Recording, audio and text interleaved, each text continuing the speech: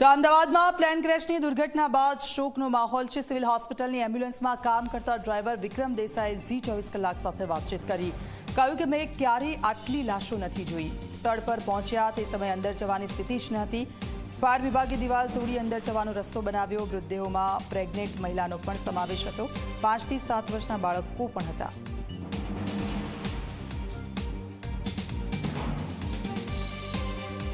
Air ઇન્ડિયાના plane ક્રેશની જે ઘટના બની એને માત્ર ગુજરાતને જ નહીં પરંતુ આખા દેશને હલાવી નાખ્યા। એવામાં આપણી સાથે એ 108 ઇમરજન્સી અને આ જે સિવિલની જે એમ્બ્યુલન્સની બસો છે એમણે ખૂબ સારી કામગીરી કરી।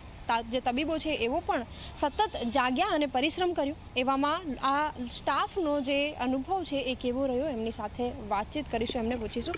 અચ્છા, કેટલા વર્ષનો તમારો અનુભવ છે અને આખા અનુભવ દરમિયાન આવી કોઈ ઘટના જોઈ કે કેમ?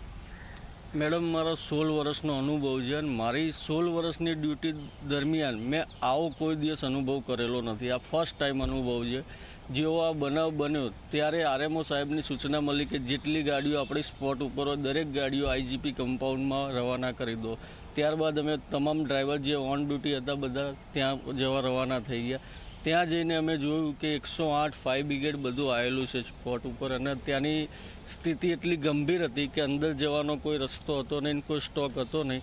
ત્યારબાદ ફાયર વિભાગે એનું કામગીરી બજાવી। ફાયર વિભાગે એમને સૂચના આપી। જેમ એ લોકો બોડી બહાર લઈને આવતા તે દરમિયાન ગાડીઓ સ્ટેપ બાય સ્ટેપ રિવેસમાં અમે ત્યાં મૂકીને બોડીઓ અહીંયા લઈને આવ્યા છીએ સિવિલમાં। પેશન્ટ બોડી તમામ વસ્તુ। અચ્છા, તમે કહ્યું કે રસ્તો નથી, તો પછી કઈ રીતે રસ્તો બનાવવામાં આવ્યો, કઈ રીતે કામગીરી કરવામાં આવી? જે આઈજીપીમાં હોસ્ટેલ છે ત્યાંની ફરતી કોટન દિવાલ છે 4 થી 5 ફૂટની। ત્યારબાદ ફાયર વિભાગે અને એએમસી દ્વારા જીસીબીઓ નજીકના બોલાવીને ત્યાંની દિવાલો તોડીને રસ્તો ડિવાઈડ કરવામાં આવ્યો છે। ગાડીઓ એમ્બ્યુલન્સ અંદરથી બોડીઓ બહાર લાવી શકે એના માટે। અને ત્યાં પર્સનલ ડૉક્ટરોના વ્હીકલો જે પાર્કિંગમાં હતા એ તમામ બરીને ખાખ થઈ ગયેલા હતા। એના હિસાબે અમારી ગાડીઓ અંદર જઈ શકતી નથી। એના અનુસંધાને રસ્તો નવો બનાવવો પડ્યો છે। અચ્છા, આપ ત્યારે ગયા, આપે શું જોયું? કયા પ્રકારની પરિસ્થિતિ હતી જ્યારે બોડી આપ ગાડીમાં લઈને આવી રહ્યા હતા? ત્યારે કઈ રીતનો અનુભવ રહ્યો? ત્યારે એટલો ખરાબ અનુભવ હતો મેડમ કે અંદર તો હોસ્ટેલ સુધી તો અમે જઈ શક્યા એમ જ નહોતા। બહાર રોડ ઉપર જ અમે ગાડીઓ લાઇનમાં મૂકી હતી, પણ અંદરથી ફાયર વિભાગ એમના જીવના જોખમે ટીચરમાં અને ઉચકીને બોડીઓ બહાર લાઈને અમને હેન્ડઓવર આપતા અને ત્યારબાદ અમે સિવિલ હોસ્પિટલ પહોંચાડતા હતા પીએમ રૂમ પાસે। બોડીની પરિસ્થિતિ કેવી હતી? આપણે બોડી ઉપાડીએ તો કયા પ્રકારની સ્થિતિ હતી? બોડીની પરિસ્થિતિ તો અમે સોશિયલ મીડિયામાં અમારા ફોટા ફરતા થયા એના અનુસંધાને જોયું, પણ અમે લાઈવ જે બોડી ઊંચી કરતા હતા તો કોઈ ઔષધો બધા જુદા પડી જતા। હાથ છે, પગ છે, માથું પકડવા જઈએ માથું બહાર હાથમાં આવી જતું હતું અમારા। એવા અંગો અમે ભેગા કરીને ચાદરમાં લપેટીને પીએમ રૂમમાં મૂકેલા છે।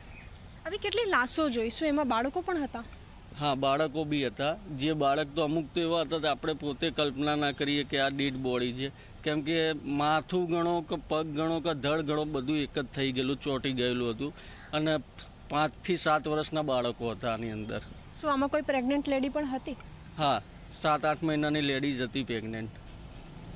અચ્છા, આખી જે સ્થિતિ હતી અહીંયા સુધી લાવવામાં આવે, કોઈક એવા પણ લોકો હતા કે જેઓ માંડ બચ્યા હોય, એમનો જીવ બચાવવામાં આવ્યો હોય?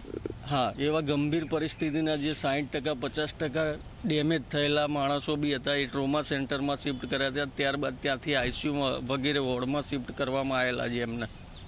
બિલકુલ, વિક્રમભાઈ કે જેઓ સિવિલ હોસ્પિટલમાં જે એમ્બ્યુલન્સ છે એમાં સેવા બજાવે છે ને તેમનું કહેવું છે કે તેમના 16 થી 17 વર્ષની જે કારકિર્દી રહી, જે ડ્યુટીનો સમય રહ્યો, એમાં ક્યાંય તેમણે આ પ્રકારની આટલી હચમચાવી દે એ પ્રકારની ઘટના ક્યારેય નથી જોઈ।